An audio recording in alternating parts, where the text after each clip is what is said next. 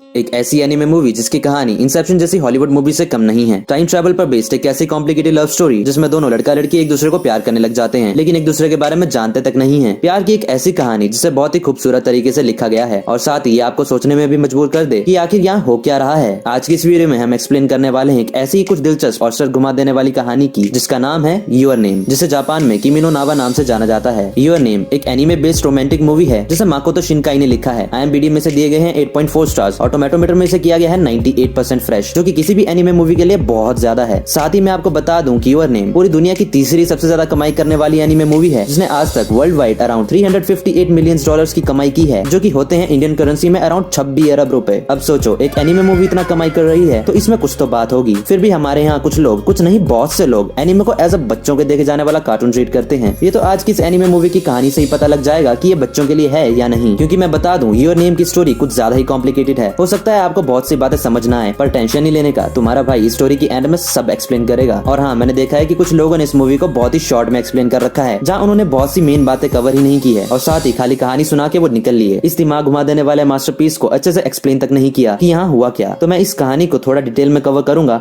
हो सकता है आपको शुरू में कहानी इतनी भी कुछ दिलचस्प ना लगे, पर जैसे ही कहानी अपने मिड पॉइंट पर पहुंचेगी वैसे ये आपके भी होश उड़ा देगी। तो ये तो होगी मूवी की स्पॉइलर फ्री इंट्रोडक्शन। अब ज्यादा टाइम ना वेस्ट करते हुए अपनी इंट्रोडक्शन देके आज की एनिमे एक्सप्लेनेशन का शुभारंभ करते हैं। तो बड़ी ही शीघ्रता से अपने कानों में ईयरफोन्स घुसा दो और टक लेके शांति से कहीं बैठ जाओ, क्योंकि आज की एक्सप्लेनेशन वीडियो में मजा इंटू 100 होने वाला।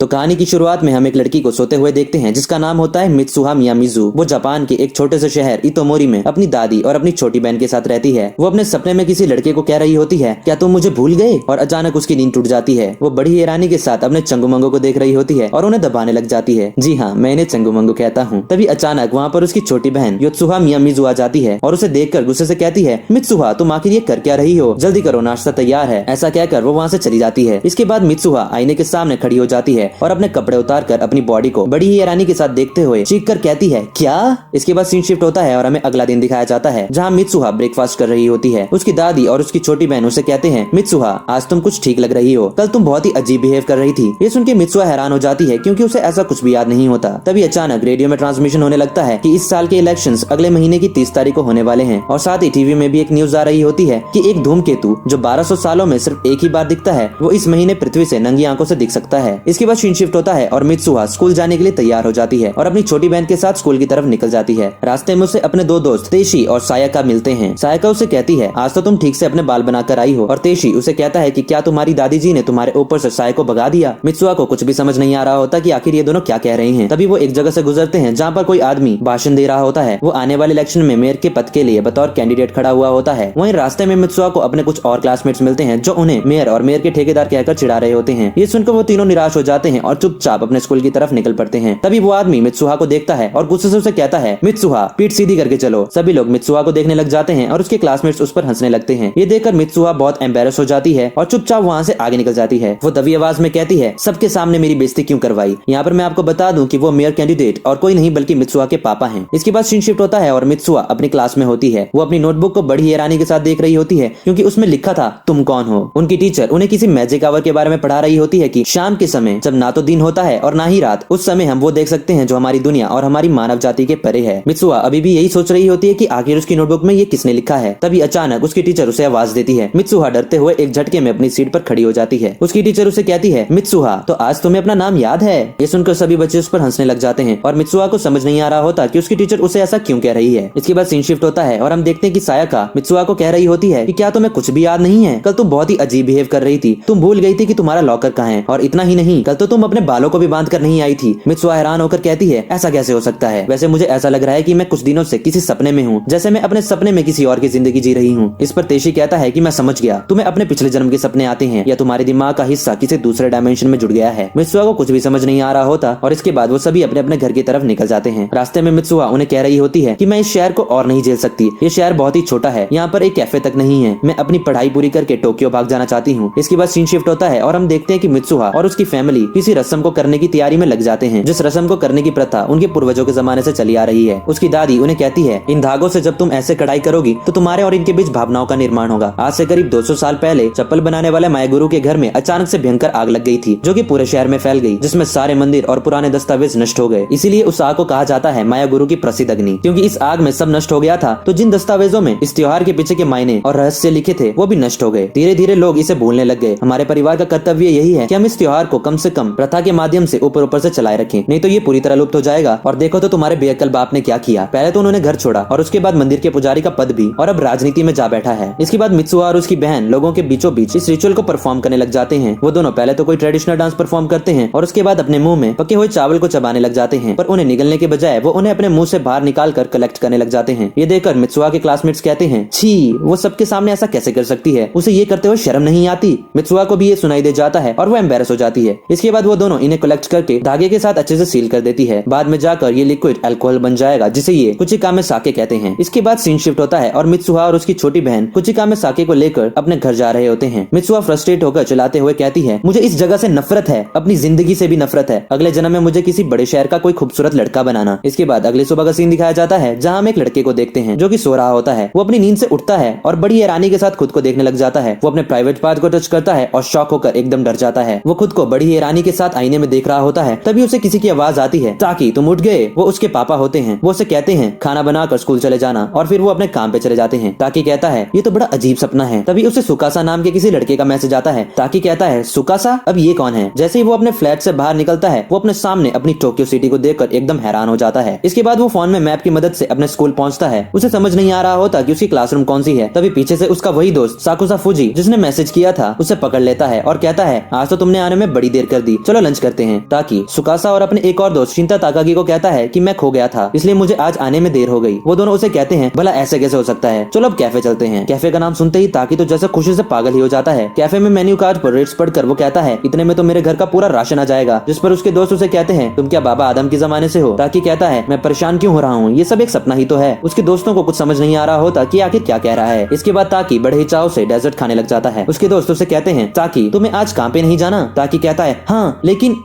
तुम लोगों को पता है कि मैं काम कहाँ करता हूँ? ये सुनकर उसके दोस्त बड़ी हैरानी से कहते हैं, क्या? इसके बाद सीन शिफ्ट होता है और हम देखते हैं कि ताकि एक रेस्टोरेंट में एक वेटर का काम कर रहा होता है। वहाँ पर वो बहुत सी गड़बड़ करता है, जिस पर वहाँ के शेफ उस पर गुस्सा करने लग जाते हैं। ताकि फ्रस्ट्रेशन में कहता है, आखिर ये भयानक सपना कब खत्म होगा? इसके बाद एक कस्टमर ताकि से बहस करने लग जाता है। मामला बढ़ता देख वहाँ पर एक लड़की आ जाती है, जिसका नाम मिकी ओकुदेरा होता है। वो ताकि को वहाँ से जाने को कहती है और खुद उस कस्टमर से डील करती है। इसके बाद सीन शिफ्ट होता है और सभी रेस्टोरेंट की क्लोजिंग करके सफाई कर रहे होते हैं। मिस ओकुदेरा ताकि को कहती है, आज तुमने काफी गड़बड़ की, शुक्र है कि वक्त रहते सब ठीक हो गया। तभी एक लड़की ओकुदेरा को बताती है कि आपकी स्कर्ट पीछे से फटी हुई है। ओकुदेरा कहती है, ये तो ब्लेड से काटा गया है, जरूरी है उस घटिया कस्टमर के ही काम होंगे। ताकि उसका हाथ पकड़ के उसे एक रूम में ले जाता है और दरवाजा बंद कर देता है। वो उसे कहता है, अपनी स्कर्ट मुझे दीजिए। ये सुनते ही मिस ओकुदेरा डर जाती है और एम्बेरस हो जाती है। ताकि घबराते हुए कहता है, नहीं नहीं, मैं कुछ और सोचता हूँ। और वो उसे कुछ पहनने को देता है और उसकी स्कर्ट के फटे पार्ट को सिल देता है। मिस ओकुदेरा उसे कहती है, एक तो तुम्हें गुस्सा बहुत जल्दी आ जाता है, पर तुम आज बड़े अच्छे से पेश आए। तुम्हारा ये रूप मुझे पहली बार देखने को मिला, पता नहीं था तुम दिल के इतने अच्छे हो। इसके बाद सीन शिफ्ट होता है और हम ताकि को उसके घर में देखते हैं, जहाँ वो अपने मोबाइल को चेक कर रहा होता है, जिससे उसे अपने बारे में और भी कुछ बातें जानने को मिले। वो खुद के फोटोज को देखकर कहता है, ये सब कितना अच्छा है, काश मैं भी टोक्यो में रह पाती। तो अब तो आपको ये कंफर्म हो गया होगा कि ये ताकि नहीं बल्कि ताकि की बॉडी के अंदर मित्सुहा है। मित्सुहा को यही लग रहा होता है कि वो बस सपना देख रही है, जहाँ वो सपने के अंदर ताकि की जिंदगी जीती है। उसे ताकि के फोटोज के बीच में उस लड़की का फोटो भी मिलता है, जिसे देखकर वो कहती है, ओ, तो ये इस लड़की को पसंद करता है। इसके बाद वो उस लड़की को ताकि बन के कुछ मैसेज करती है और तभी उसे याद आता है कि उसकी नोटबुक में जिसने तुम कौन हो लिखा था, कहीं वो ताकि ही तो नहीं था। पर उसे लगता है कि ये तो सिर्फ सपना है, तो ऐसा कैसे हो सकता है। पर फिर भी वो एक मार्कर लेकर अपने हाथ में मित्सुहा दिखती है और सो जाती है।